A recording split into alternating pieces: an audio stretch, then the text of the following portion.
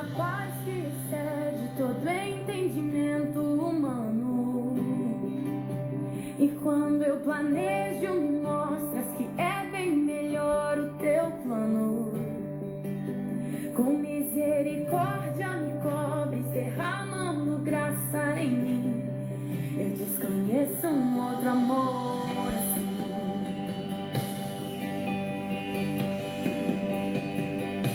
E ao meu respeito eu sei que só tens pensamentos de paz. Por teu sacrifício hoje eu posso andar sem olhar para trás. Eu não compreendo tamanha bondade que está sobre mim. Eu desconheço um outro amor assim.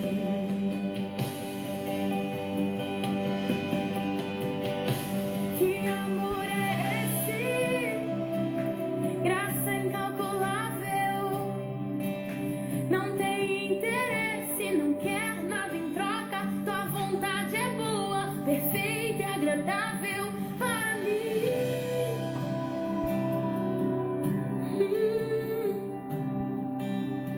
Para mim.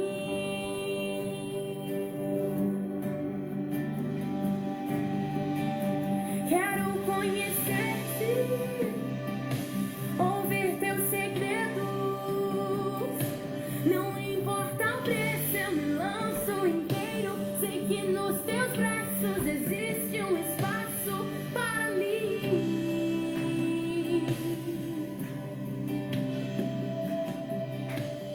Para mim.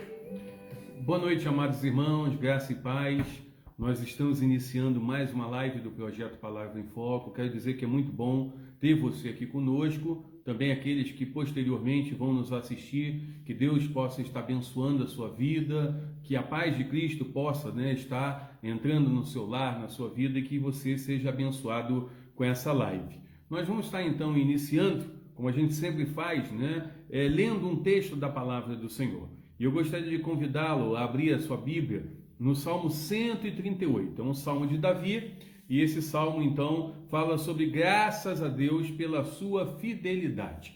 Nós vamos estar então nesse momento lendo esse texto, Salmo 138, fala sobre agradecer a Deus pela fidelidade dele na nossa vida. Vamos estar então lendo o texto, diz assim: render-te-ei graças, Senhor, de todo o meu coração. Na presença dos poderosos te cantarei louvores. Prostrar-me-ei para o seu santo templo e louvarei o teu nome, por causa da tua misericórdia e da tua verdade, pois magnificaste acima de tudo o teu nome e a tua palavra. No dia em que eu clamei, tu me acudiste e alentaste a força da minha alma. Render-te-ão graças, ó Senhor, todos os reis da terra, quando ouvirem as palavras da tua boca, e cantarão os caminhos do Senhor, pois grande é a glória do Senhor. O Senhor é excelso, contudo atenta para os humildes. Os soberbos ele os conhece de longe. Se ando em meio à tribulação, tu me refazes a vida. Estende a mão contra a ira dos meus inimigos. A tua destra me salva. O que a mim me concerne, o Senhor levará a bom termo. A tua misericórdia, ó Senhor, dura para sempre. Não desampares as obras das tuas mãos. Quando nós olhamos então para esse texto fala, que apesar de toda a grandiosidade de Deus, ele atenta para os humildes. Se nós estamos em meio à tribulação, ele refaz a nossa vida. E é muito importante que no momento da calamidade, no momento da dificuldade, nós possamos estar então ali clamando ao Senhor. Quando nós clamamos ao Senhor, ele realmente nos acode. Ele então alenta, ou seja, ele renova as nossas forças. Ele nos dá o consolo necessário para que a gente possa continuar a caminhar e tendo a certeza de que nós não estamos só, mesmo em meio a todas essas dificuldades, esse momento que parece ser tão tenebroso. A gente está aí vivendo já há mais de um ano essa pandemia. Essa questão parece que nunca que resolve, A gente vê que cada dia mais a gente fica sabendo da perda de amigos, de irmãos em Cristo, de pessoas, que são os nossos parentes, nossos amados. E é muito importante que nós sejamos continuando, para que Deus tenha misericórdia. eu convido justamente você para que você possa, né, clamar ao Senhor, que você possa fazer um propósito nessa próxima semana, né, de colocar diante do Senhor a sua vida de maneira humilde, derramando o seu coração, e que você possa, né, pedir que o Senhor tenha misericórdia, misericórdia da nossa vida, misericórdia da nossa nação. Eu gostaria que nesse momento nós pudéssemos também estar orando, né, pelo Brasil, como eu falei, pela cidade de Lavras. Nós estamos também no mês do lar, né, orar pelas famílias, e que é muito importante que nós não estejamos esquecendo disso. No mês do lar, mês de maio, é o mês da família, a gente precisa interceder porque há muitas famílias passando momentos difíceis durante essa pandemia. Algumas famílias até, o que nos causa muita tristeza, têm ficado sem os seus entes queridos, têm de uma hora para outra, literalmente, né, sendo desfeita por causa dessa doença e de tantos outros problemas que ela traz. Eu gostaria também que você pudesse orar nesse momento pelo Jonathan. Ele é filho do diácono Lequel e da irmã Rosa, eles são lá da igreja que eu pastoreio em Congonhal. E ele está sumido desde ontem, ninguém sabe ao certo o que aconteceu, e a família está assim muito angustiada, ela pede oração, e eu gostaria que você pudesse lembrar desse rapaz, Jonathan. A gente não sabe ainda o que aconteceu, então é muito importante que você possa estar orando, intercedendo para que Deus possa dar uma resposta e uma direção a essa família que está vivendo um momento muito grande de angústia e de incertezas, né? Então é muito importante que você possa estar lembrando disso. E de tantas pessoas que estão enfermas, pessoas que precisam da intervenção, há tantas pessoas que estão internadas, pessoas que já estão, né, há muito tempo entubadas, e aí a gente vê que tem várias complicações acerca disso. Vamos pedir também para que as pessoas tenham consciência, né? A gente sabe que essa pandemia ainda não terminou, não teve um fim, porque parece que as pessoas estão perdendo um pouco a noção do perigo, as pessoas estão tentando voltar à sua vida normal, mesmo no meio de tudo isso. E aí a gente vê que, infelizmente, alguns estão negligenciando algumas questões que são importantes. Então é muito importante que você possa estar orando na sua casa, intercedendo por esses assuntos. Vamos estar então orando? Abaixe sua cabeça, nós vamos colocar mais um pouquinho da música, que você tenha um momento de oração silenciosa, você possa colocar ao Senhor a sua vida. Se você quiser, onde você está, na sua casa, se você quiser se ajoelhar, se prostrar diante do Senhor, fique à vontade, se coloque diante de Deus, e nós vamos estar ouvindo um pouco mais dessa música que fala que amor é esse. Deus sempre executa a sua vontade, é o que fala a canção, e Ele faz a sua vontade ser algo agradável, perfeita, né? E algo muito maravilhoso na nossa vida. Então é muito importante que você possa estar orando nesse momento e entendendo a vontade de Deus.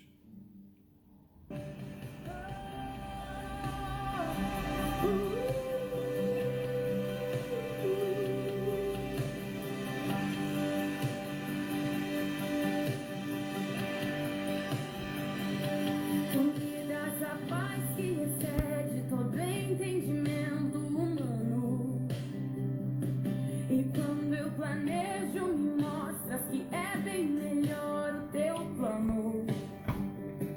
Com misericórdia me cobres, derramando graça em mim. Eu desconheço um outro amor assim. Senhor, nós louvamos e glorificamos o Teu nome. Louvamos e glorificamos a Ti porque sabemos que Tu és o Senhor. Tu és o Deus Todo-Poderoso. Tu és o Deus, Senhor, que reina sobre tudo e sobre todos. Tu és o soberano que rege, Senhor, todas as coisas. Tudo está debaixo da Tua mão. Tudo, Senhor, está dentro do Teu controle. E mesmo aquilo, Senhor, que na nossa vida, ao nosso redor, no mundo que nós vivemos, pode parecer estar fora de controle, sabemos que o Senhor tem o controle de todas as coisas. E é por isso que nós clamamos a Ti. Nós clamamos, Senhor, aquele que é o Senhor, o Deus que realmente ouve a oração, aquele que realmente sabe das nossas angústias, aquele que conhece os nossos problemas, as nossas dificuldades. Nós não estamos aqui nesse momento para informar ao Senhor aquilo que tem acontecido na nossa vida ou no mundo. O Senhor sabe muito bem, mas nós estamos aqui declarando a nossa total incapacidade de lidar com algumas situações, de enfrentar alguns obstáculos, de enfrentar momentos difíceis de tribulação, de angústia, de preocupação. E como diz a tua palavra, nós queremos lançar toda a preocupação, angústia, sofrimento, fardo pesado, toda a ansiedade diante de ti, porque nós temos a certeza que o Senhor já tem cuidado de nós. O Senhor já tem olhado para a nossa dor, o Senhor já tem olhado, Senhor, para aquilo que nós estamos passando, e nós queremos pedir que o Senhor possa, Senhor, agir com poder, principalmente na vida daqueles que nós estamos aqui intercedendo, pessoas que precisam de um milagre, pessoas, Senhor, onde a medicina, a ciência disse que não tinha mais jeito, não tinha mais solução, mas nós cremos num Deus que intervém, no Todo-Poderoso, no Deus que usa a medicina, o Deus que usa as terapias, o Deus que usa, Senhor, todo o medicamento, toda a questão da medicina. Nós sabemos que o Senhor deu sabedoria e revelou ao homem tantas descobertas importantes.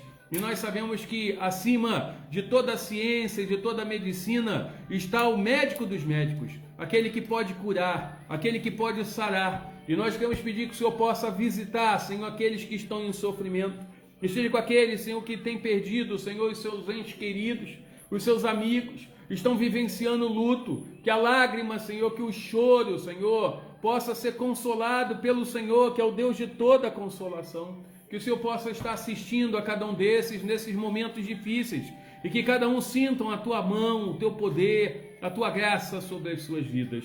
Eu quero colocar ainda, Senhor, diante de ti, o Lequel e a Rosa, que estão vivendo, Senhor, um momento de muita angústia, porque não tem notícia desde ontem do seu filho. E nós queremos pedir que o Senhor possa estar dando uma resposta a eles.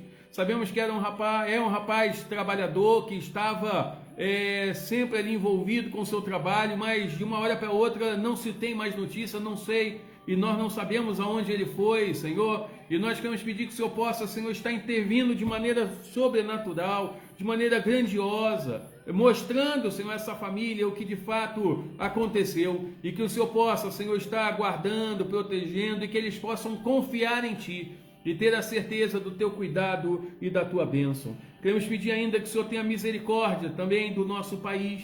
Nós temos vivenciado um momento de crise, um momento difícil, um momento de sofrimento, um momento de angústia, um momento, Senhor, de tanto mal, de tanta corrupção, de tantas coisas que precisa, Senhor, da Tua intervenção, e nós clamamos a Ti. Queremos clamar também pela nossa cidade, a cidade aqui de Lavras, Senhor. Queremos pedir que o Senhor tenha misericórdia da cidade. Nós estamos vivendo aí um aumento muito grande de pessoas contaminadas, e nós queremos pedir que o Senhor tenha misericórdia dessa cidade, Senhor. São tantas pessoas que têm morrido. Na última semana, Senhor, foram mais de 600 pessoas contaminadas, Senhor. E nós queremos pedir que o Senhor tenha misericórdia dessa cidade.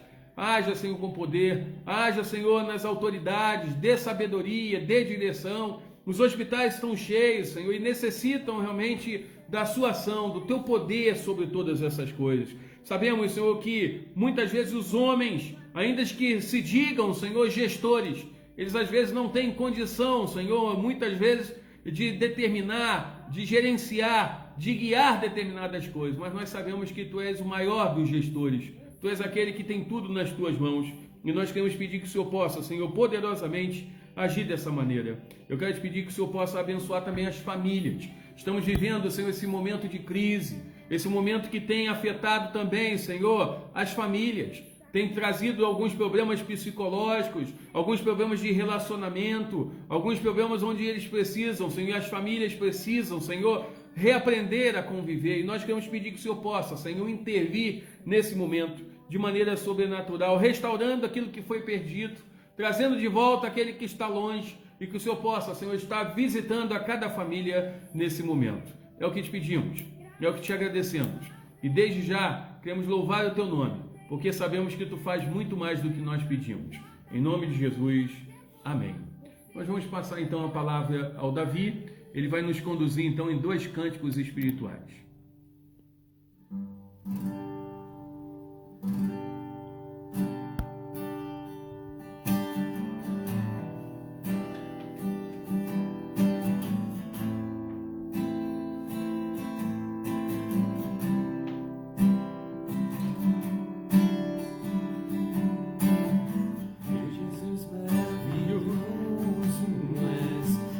Inspiração, a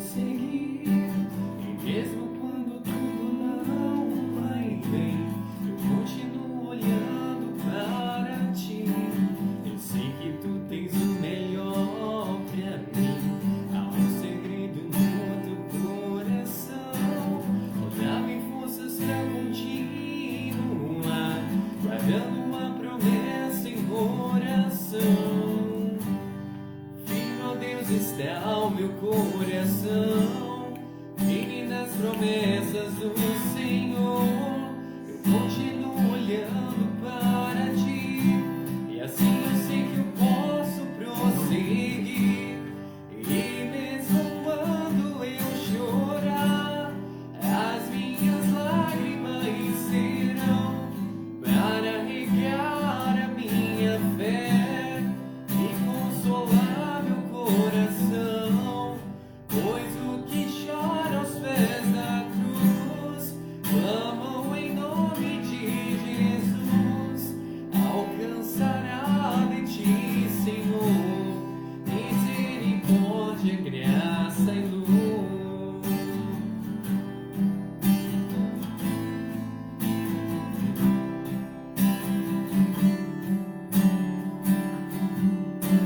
Teu grande amor não cessa, eterno, não tem fim. Quão grande és tu, Senhor, quão grande és pra mim. Tua graça é o meu refúgio, descanso no teu poder. Maravilhoso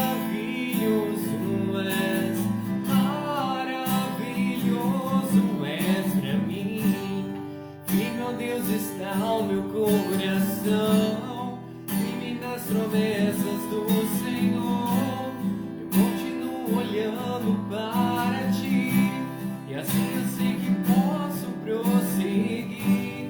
E mesmo quando eu chorar, as minhas lágrimas serão para regar a minha fé e consolar meu coração, pois o que chora aos pés da cruz clamam em nome de Jesus.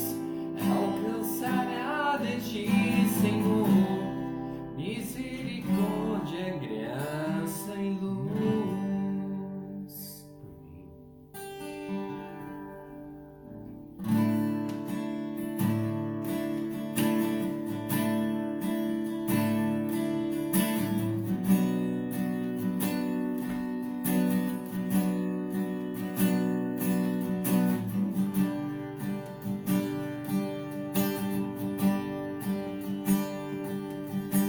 Lutamos com armas de fé,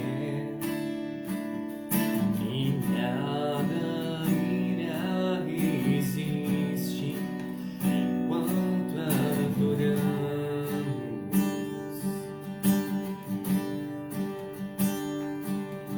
Em meio às tribulações, o nosso Deus é vencido, nós o adoramos.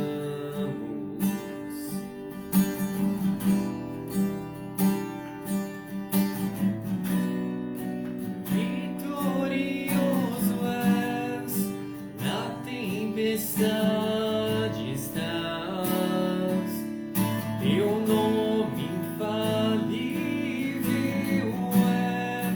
Os reinos vêm e vão, teu trono acima está, teu nome imutável é.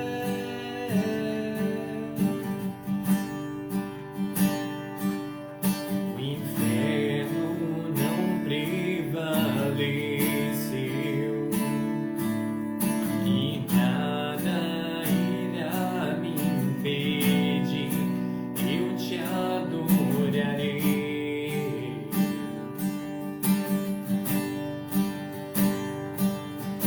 Muralhas vão estremecer, cadeias irão se romper enquanto adoramos.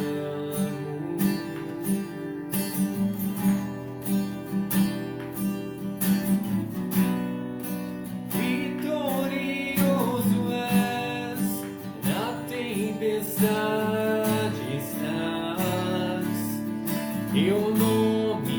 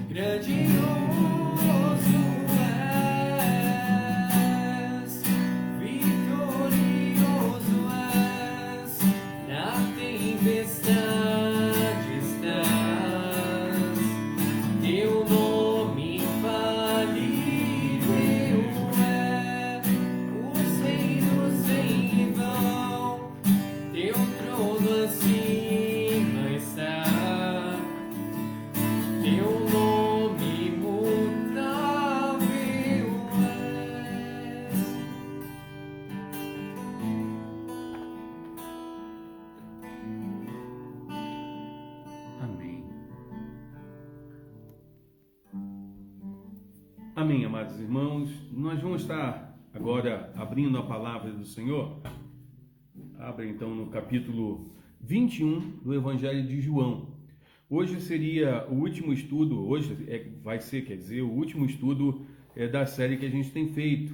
E a pergunta que a gente faz aqui nesses estudos é: quem é Jesus no Evangelho de João? O Evangelho de João foi aquele que mais deu definições.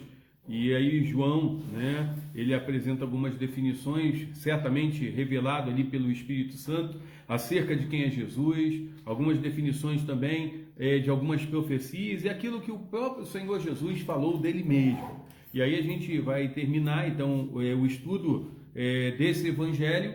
Se você tiver alguma sugestão, pode mandar para a gente. A gente vai iniciar na semana que vem uma nova série de estudos ou assuntos que você sugerir. Nós estamos aí prontos a cooperar com você, a falar de algumas coisas que de repente você tem dúvida e que você gostaria que fosse abordado aqui nessas lives. Então, hoje será então o último estudo no Evangelho aqui de João, capítulo 21. Vamos ler inicialmente de 1 a 14. Eu gostaria que você então acompanhasse a leitura desse texto. Diz assim: depois disto, tornou Jesus a manifestar-se aos discípulos junto do mar de Tiberíades, e foi assim que ele se manifestou. Estavam juntos Simão Pedro, Tomé, chamado Dídimo, Natanael, que era de Caná da Galileia, os filhos de Zebedeu e mais 2 dos seus discípulos. Disse-lhe Simão Pedro: vou pescar. Disseram-lhe os outros: também nós vamos contigo. Saíram e entraram no barco, e naquela noite nada apanharam. Mas ao clarear da madrugada, estava Jesus na praia. Todavia os discípulos não reconheceram que era ele. Perguntou-lhe Jesus: filhos, tendes aí alguma coisa de comer? Responderam-lhe: não. Então lhe disse: lançai a rede à direita do barco, e achareis. E assim fizeram, e já não podiam puxar a rede, tão grande era a quantidade de peixes.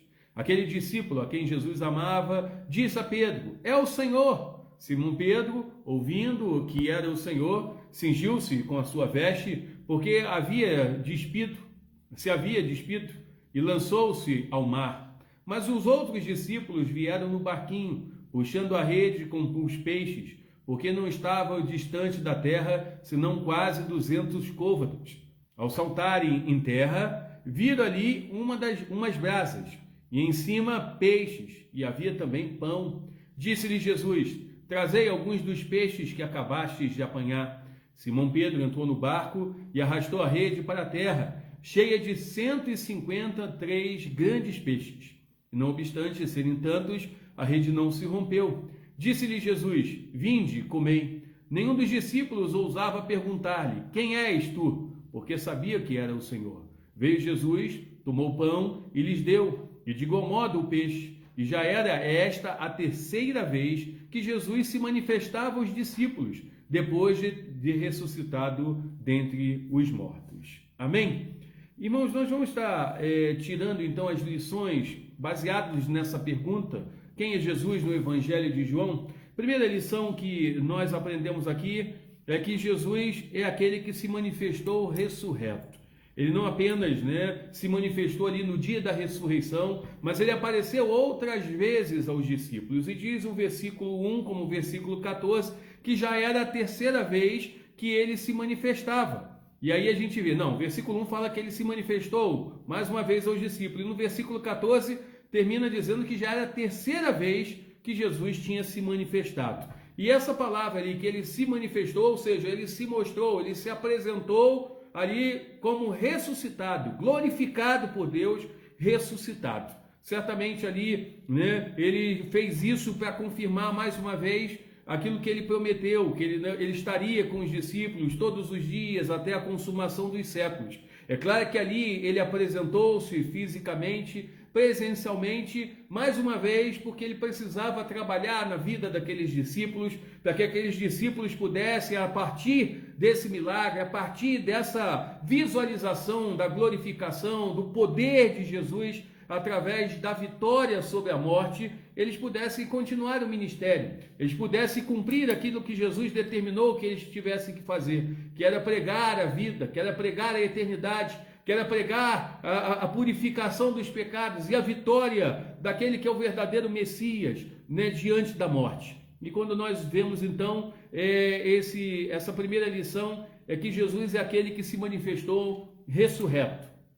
Aí, no versículo 5, nós aprendemos outra lição. Jesus é aquele que sentiu a necessidade de comer. Ali não estava um espírito, ali não estava um fantasma, ali não estava um espectro de uma pessoa, ali estava Jesus fisicamente ressurreto. E aí a gente vê que, mais uma vez, eu falei no decorrer desses estudos, de que Jesus é humano, totalmente humano, mas totalmente divino. As duas naturezas estão em Jesus. E aí a gente vê, né, que aqui mais uma vez mostra essa humanidade de Jesus. Jesus também sentiu fome. Jesus sentiu também a necessidade de comer. Tanto que ele pergunta, tens aí alguma coisa para comer?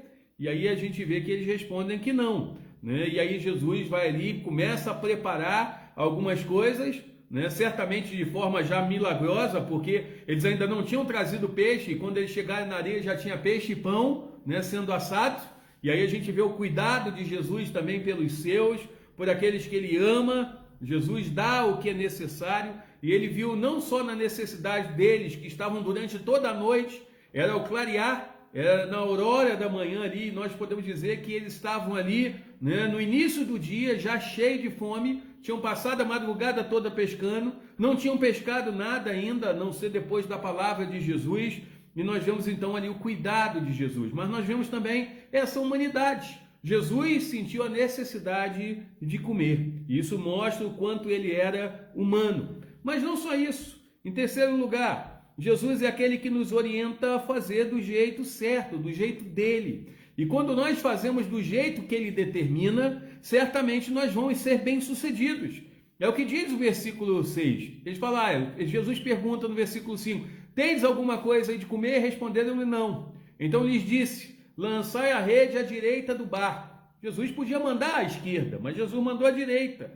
E aí a gente vê que então Jesus manda e eles obedeceram. E Jesus disse, vocês vão lançar à direita do barco e vocês vão achar.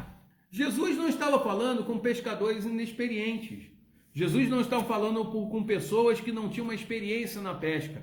Eles sabiam muito bem aonde encontrar o peixe, eles iam atrás do peixe, e certamente eles usavam a noite para poder pescar. E se eles não tinham conseguido nada, certamente não era de dia, agora no início do dia, que eles iriam conseguir, a não ser pela palavra poderosa e pela fé que eles tiveram e confiando no Senhor. Existe um outro texto que fala também de uma pesca maravilhosa, de um momento onde também os discípulos puderam estar ali vivenciando isso, onde Jesus chama eles para serem pescadores de homens.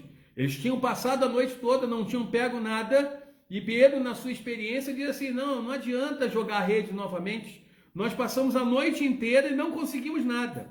Mas Pedro, pelo menos ele ali mostrou naquele momento humildade e fé, porque ele disse, mas sobre a tua palavra lançarei as redes. E ele lançou naquela época, e também foi uma pesca grandiosa. A mesma coisa aqui, mais uma vez ele obedece. E quando nós obedecemos e confiamos de que aquilo que Jesus fala para a gente fazer é o correto, é o que nós devemos fazer, verdadeiramente nós vamos ser bem-sucedidos. E Jesus disse, lançai a rede à direita e achareis. E de fato eles acharam. Diz aqui que a quantidade de peixe era muito grande, e eles conseguiram então pescar 153 grandes peixes.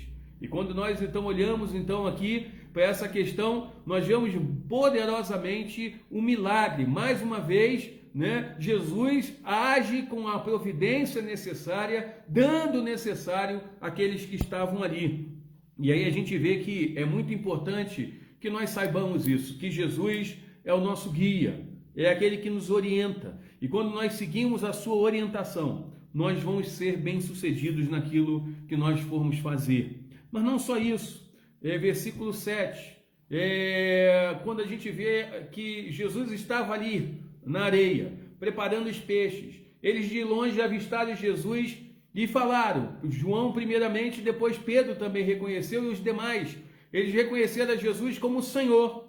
E uma das características de todo o evangelho, então, de João, é reconhecer a Jesus como Senhor, como Kyrios, ou seja, como aquele que reina, como aquele que é dono, como aquele que é o Senhor de todas as coisas. E nós sabemos que Jesus de fato é o Senhor. Muitas pessoas às vezes procuram hoje o Jesus Salvador, o Jesus que é a solução imediata dos problemas, das dificuldades, mas ter a Jesus como Senhor, num tempo onde o homem acha que é autônomo, que ele não precisa de ninguém, né? De que o ser humano e o seu egocentrismo está no centro de todas as coisas, ter alguém que seja o seu dono, às vezes não cabe no discurso, né, dos dias de hoje.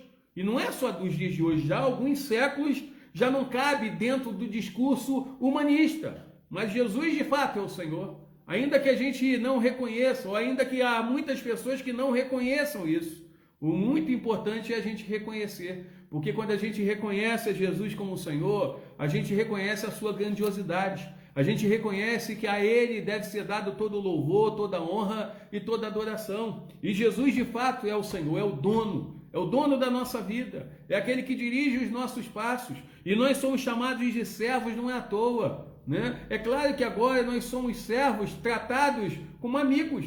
O próprio Senhor Jesus ensinou sobre isso. Já não chamo vocês mais de servos, mas de amigos, porque ao amigo é revelada a intimidade da vontade de Jesus, e foi isso que ele fez. Então é muito importante que nós possamos ter isso em mente. Jesus é o Senhor, e os discípulos reconheceram Jesus como Senhor. Mas não só isso, Jesus também é aquele que nos alimenta. Versículo 13 mostra isso, né? Veio Jesus, tomou pão e lhes deu, e de igual modo o peixe. E diz ali que quando eles chegaram, ele já estava preparando esse alimento necessário. Jesus é aquele que nos dá aquilo que é necessário para a nossa satisfação. Ele nos alimenta, e aqui ele estava alimentando fisicamente, mas eu creio que também ele é aquele que nos alimenta espiritualmente. A presença dele ali, naquele momento ainda de tristeza, talvez até o fato de Pedro ter falado assim, eu vou pescar, talvez de Pedro passando pela cabeça dele que não dava mais para ele se aventurar ali naquela vida de seguidor de Jesus. Jesus tinha morrido. Ainda que tivesse ressuscitado, ele talvez teria que cuidar da sua própria vida. E ele ainda tinha todo um sentimento de culpa por ter negado Jesus 3 vezes. E aí talvez ele quis ali reconhecer de que era preciso voltar à rotina. Era preciso voltar à antiga vida. E ele então diz, vou pescar. Né? E até o pessoal até brinca que quando a gente está com a cabeça cheia, a gente fala assim, vai pescar, né? É um momento de tranquilidade, de paz. Não sei se foi isso que passou na cabeça de Pedro, né? Mas certamente ele foi pescar. E os discípulos, os seus amigos, aqueles que eram seus companheiros, outrora eram sócios da companhia de pesca que eles tinham, eles foram pescar juntos. E aquela noite, onde eles acharam que poderia ser uma noite onde eles pudessem ali estar resolvendo os seus problemas, esquecendo um pouco, foi uma noite frustrante. Passaram uma noite toda e não apanharam nada, né? E aí a gente vai vendo então que Jesus é aquele que cuida de nós também espiritualmente, porque Jesus deu o necessário fisicamente e a presença de Jesus trouxe o alimento espiritual também. Trouxe a certeza de que eles não estavam sozinhos, de que eles tinham aquele que prometeu estar sempre com eles, e de fato estava ali. Então Jesus é aquele que nos alimenta, tanto fisicamente, mas principalmente espiritualmente. Ele é o pão da vida, ele é aquele que traz a verdadeira satisfação. Mas a partir do versículo 15, nós vemos que Pedro é interrogado por Jesus. Eu gosto muito desse texto, porque Pedro estava ali certamente com um sentimento muito grande de culpa por tudo que tinha acontecido, e Jesus ali tem um momento onde ele trata da vida de Pedro, ele trata do coração de Pedro, e a partir do versículo 15 diz assim, depois de terem comido, perguntou Jesus a Simão Pedro, Simão, filho de João, ama-me mais do que a estes outros?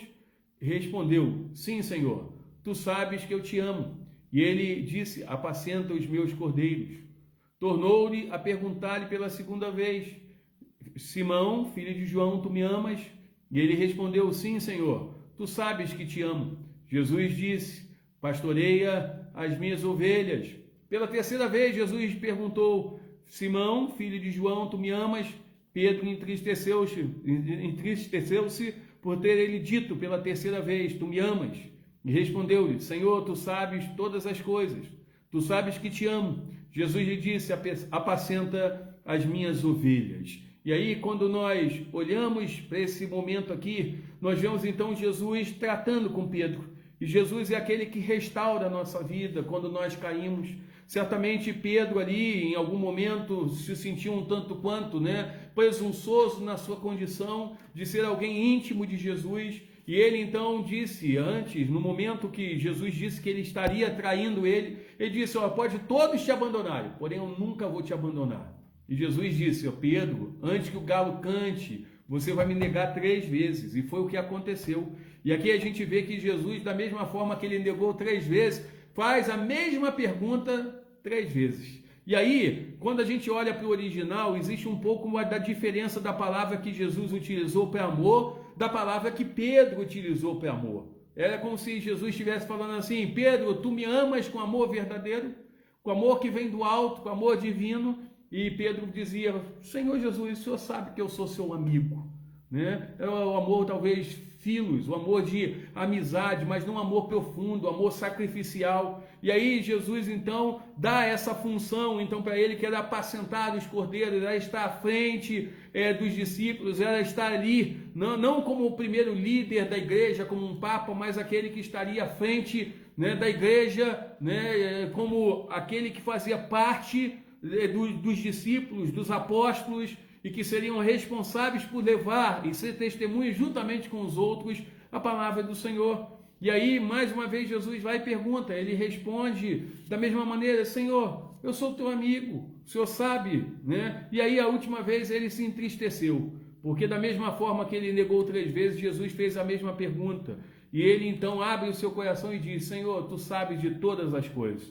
Tu sabe que eu te amo. E aí a gente vê que isso foi muito importante. Jesus então fala mais uma vez: pastoreia, guia as minhas ovelhas. E ele ainda fala outra coisa: em verdade vos digo que quando eras moço, tu te cingias a ti mesmo e andavas por onde querias. Quando porém fores velhos, estenderá a mão e outro te cingirá e te levará para onde não queres. Disse isso para significar com que o gênero de morte Pedro havia de glorificar a Deus. Depois de assim falar, acrescentou-se: segue-me. Ou seja, quando nós olhamos aqui para esse momento, nós vemos Jesus então entendendo que Pedro não estava perdido, não estava longe, mas precisava de uma palavra de incentivo, precisava entender de que era necessário ele se erguer novamente, ele talvez voltar, não à rotina antiga, mas voltar dentro do plano que Deus tinha para a vida dele, para que Jesus tinha para a vida dele. Há muitas pessoas que às vezes, diante do seu pecado, diante daquilo que a gente faz de errado, muitas vezes há pessoas que desistem de tudo e voltam à antiga rotina, voltam à antiga vida, deixam de seguir a Jesus, acham que não tem mais jeito, não tem solução. Mas Jesus é aquele que nos restaura, é aquele que nos restabelece, é aquele que intervém na nossa vida e muda a nossa vida. Mas ainda, irmãos, Jesus é aquele que nos chama a segui-lo até o fim. Olha o que diz o versículo 19, ele fala, no finalzinho: segue-me. E isso é muito importante. Jesus estava falando com Pedro, e ele falou aqui um indício acerca, foi isso que João entendeu, acerca daquilo que seria a morte dele. Provavelmente a gente não sabe o que aconteceu aqui no final da vida de Pedro. Alguns dizem que Pedro foi crucificado de cabeça para baixo, mas isso na realidade não é uma base bíblica, isso acaba sendo uma tradição histórica e nós não sabemos o que aconteceu de fato. Nós não sabemos em que ano, e nós não temos a certeza do ano que Pedro morreu. Existe aí, como que às vezes faz essas pesquisas por aí, uma margem de erro. Pode ter sido 2 anos à frente, 2 anos atrás, nós não sabemos. Alguns falam que provavelmente na mesma época que Paulo também foi morto, nós não sabemos ao certo quando foi. Mas a gente vê que talvez estava falando ali da dificuldade que Pedro encontraria no final da sua vida. Talvez de ter alguém ali que fosse o seu guia. Eu não sei se era um problema de visão, ou se ele não tinha condição de andar direito, mas antes, ele quando era jovem, ele podia fazer o que ele queria, mas ali ele estaria passando por momentos às vezes difíceis, sendo guiado por alguém. E aí João então chega a essa conclusão que provavelmente seria o gênero de morte. que Pedro iria glorificar. E eu gosto muito dessa palavra, porque a morte dos santos de Deus, dos seus filhos, é algo que pode glorificar a Deus. E a vida de Pedro, o ministério de Pedro e a morte de Pedro glorificou a Deus. Isso aqui é profético. E aí a gente vai vendo, né, o Evangelho falando sobre isso. E ele convida: segue-me. Nós devemos seguir a Jesus até o fim. Mas Jesus também é aquele que fez mais do que se pode registrar nos livros. E aí a gente olha lá para o versículo de número 25. Semana passada eu falei lá, né, de João 20 e 30, que falava que Jesus fez muitas outras coisas e que João não teve ali como registrar todos esses fatos, todos esses milagres, todas as palavras, tudo que Jesus fez. Aqui no versículo, né, 25 diz: há, porém, ainda muitas outras coisas que Jesus fez.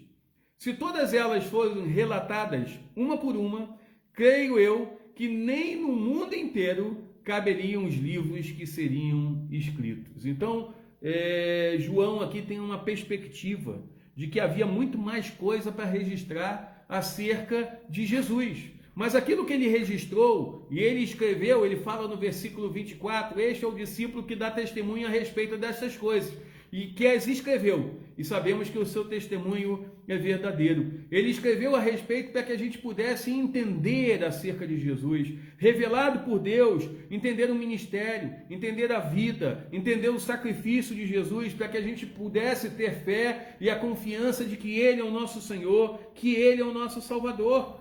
Até porque Jesus é aquele que fez e que continua fazendo. Ele não está preso num livro, ele não está preso numa literatura, ele não está preso num escrito, ele fez muito mais e ele continua fazendo.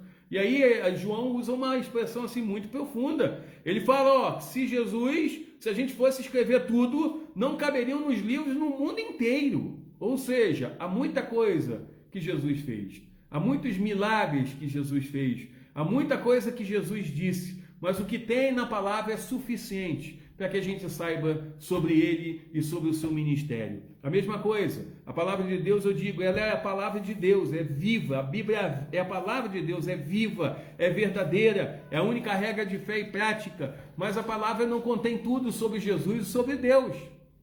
Até porque ela é limitada por 66 livros, 27 no Novo Testamento, mas ela contém tudo o que nós precisamos saber sobre Deus, sobre Jesus, sobre o Salvador. Então eu gosto muito desse último versículo, e eu creio que o Evangelho de João termina de uma maneira tão bonita, onde João fala isso. Há tantas outras coisas que ele fez, mas não caberiam em livros que seriam escritos. E quando a gente olha para a vida de Jesus, para o ministério de Jesus, nós temos realmente que aprender muito sobre ele. Há muita coisa ainda que a gente pode aprender estando em comunhão com ele, tendo a nossa vida diante do seu altar. E que você possa, né, cada dia mais, estar ali de coração aberto para aprender sobre aquele que é o nosso Senhor, sobre aquele que é o nosso Salvador. Amém? Que Deus te abençoe. Nós vamos estar orando mais uma vez. Eu quero agradecer você que tem participado conosco, mando um abraço a todos aqueles que estão assistindo. Às vezes nem sempre dá para eu falar aqui com vocês na hora que a gente está fazendo a live, porque a gente tem que controlar, né, ali o tempo, a gente tem que controlar a imagem, ali a gravação. Então, geralmente eu tenho respondido o pessoal depois da live. Às vezes dá até tempo lá no intervalo de eu colocar um boa noite, mas eu quero então dizer que é muito bom ter você aqui conosco. Na próxima terça-feira, às 18 horas, nós vamos estar iniciando uma nova série de estudos. E você é o nosso convidado. E compartilhe com alguém também. Compartilhe no início da live, né? Convide um amigo, né? Um irmão em Cristo, né? Para que possa participar. Alguém que ainda não encontrou Jesus e que está sem esperança e que precisa de uma palavra de consolo. Não é a palavra do pastor Marcelo que vai trazer consolo a ninguém. Quem vai trazer consolo é a palavra de Deus. Então, que você possa compartilhar. O nosso objetivo aqui é estudar a palavra de Deus, é mostrar aquilo que a palavra traz ao nosso coração. E você pode compartilhar depois também, né? Na própria live, ela fica gravada lá no Facebook, você pode copiar o link e compartilhar com alguém, mandar lá pelo WhatsApp ou compartilhar pelo próprio Facebook, marcando alguém. Faça isso, eu creio que vai ser uma bênção muito grande e a gente tem a possibilidade de conseguir multiplicar essa live atingindo muitas pessoas. A gente tem ali ficado feliz, às vezes nem sempre dá para todo mundo, às 6 horas estar presente, às vezes tem sido uma média de 18, 20 pessoas, mas existe algumas lives que a gente fez que já teve mais de 500, teve uma lá que chegou até 1000 visualizações, né? Então a gente vê que isso é importante, né? É importante que a gente possa alcançar o máximo de pessoas possíveis com a palavra de Deus. Amém? Que Deus abençoe você. Nós vamos estar orando mais uma vez. Me dás a paz que excede todo entendimento humano. E quando eu planejo, me mostras que é bem melhor o teu plano. Senhor, nós louvamos e engrandecemos a Ti, porque sabemos que Tu tens sempre o melhor para nós. O Senhor tem sempre o melhor para cada um de nós, e nós queremos Te louvar por isso. Queremos Te louvar porque sabemos que a Tua vontade é boa, perfeita e agradável. Que ainda que a gente não entenda os Teus planos, ainda que a gente não entenda os Teus caminhos, eles são perfeitos, é o que diz a Tua palavra. Muitas vezes, Senhor, nós temos uma visão turva, uma visão embaçada, uma visão limitada de toda a realidade, de todo o plano que o Senhor tem para cada um de nós.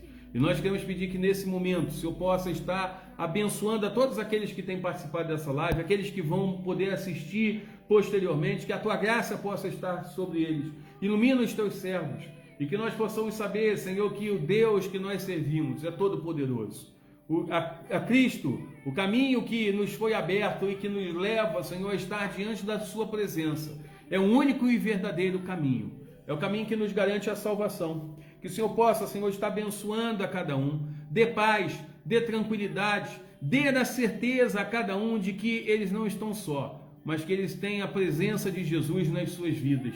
Aqueles que ainda não tiveram um encontro verdadeiro contigo, que possam abrir os seus corações, que possam ser tocados pelo Teu Espírito e possam conseguir enxergar o plano maior que o Senhor tem para a vida de cada um deles. Que eles possam experimentar do Senhor e eles possam saber que o Senhor é bom. Abençoe a cada um. Abençoe, Senhor, aqueles que estão sofrendo por causa dos seus filhos que estão distantes, aqueles que têm passado momentos, Senhor, onde têm orado incessantemente por filhos que são pródigos, Senhor, filhos que estão, Senhor, distantes do Teu caminho, que necessitam de um resgate. Esteja com aquelas famílias, Senhor, que estão a ponto de acabar por causa de contendas, por causa de discussões, por causa do divórcio. Não deixe, Senhor, que esses lares venham terminar, mas que a Tua graça possa renovar os votos, que a Tua graça, Senhor, possa ser responsável por fortalecer a cada um e que cada um possa estar junto contigo, pronto a enfrentar toda e qualquer dificuldade. É o que te pedimos, é o que te agradecemos. Em nome do Senhor Jesus. Amém. Que Deus abençoe a cada um. Uma boa noite a todos e até a próxima terça-feira, tá? Deus abençoe a sua vida.